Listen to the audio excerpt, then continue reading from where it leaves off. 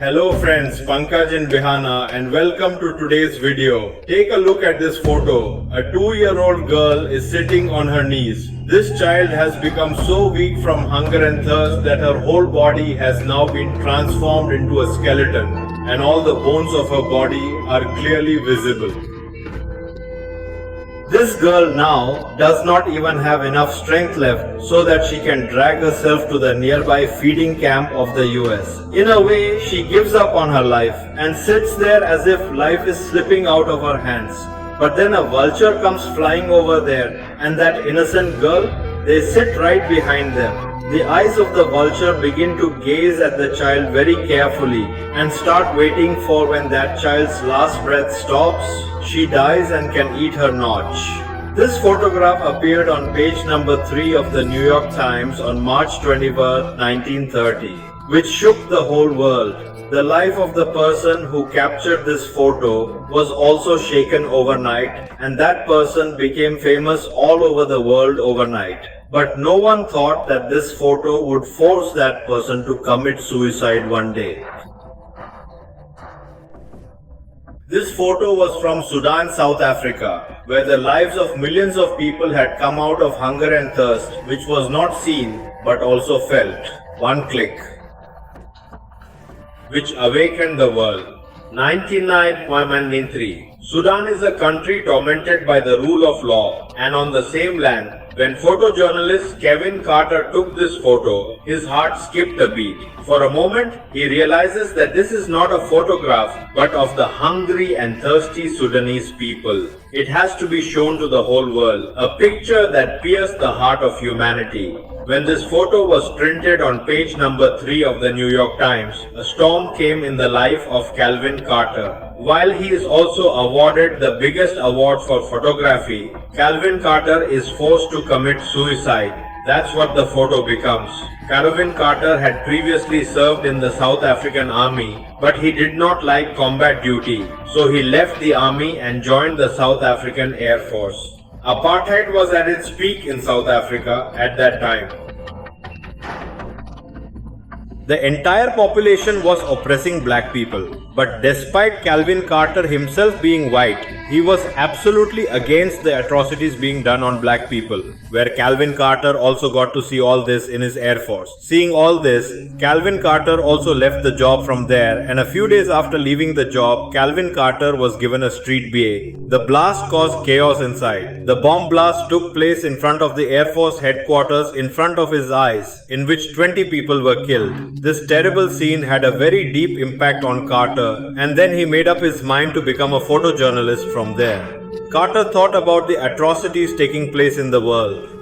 He could bring it in front of people through the camera, and then Carter started capturing the apartheid happening in South Africa in his camera. He captured some horrific photos in his camera in which black people were put tires around their throats and set on fire.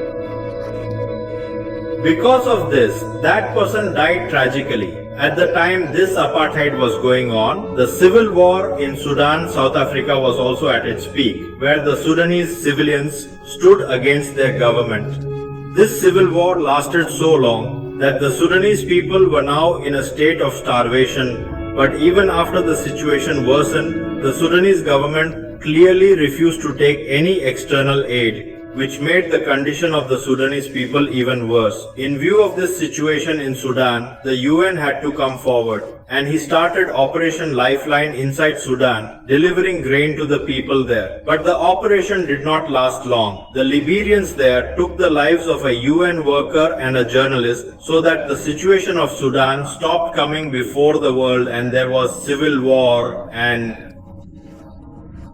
it got faster. After the civil war in Sudan intensified, the UN once again had to start Operation Lifeline inside Sudan, and at the same time some photographers and journalists were sent inside Sudan so that they could show the photos of the situation there to the world. But the Sudanese government gave him permission to photograph inside Sudan with certain conditions. While photographing in Sudan, he used to be accompanied by Sudanese soldiers, which made it difficult for him to take photos. Once a Sudanese soldier liked Calvin Carter's watch very much, then Calvin Carter took off that watch, gifted to the soldier, which made the soldier so happy that he now started living as Calvin Carter's bodyguard. Now Carter could fearlessly capture photos of the situation in Sudan in the camera, but only then Calvin Carter. Take a photo in your camera that shakes the whole world. In fact, this child's parents sit her there and go to the nearby UN feeding camp and take relief materials, and this child remains alone there for some time. Calvin Carter was taking these photos.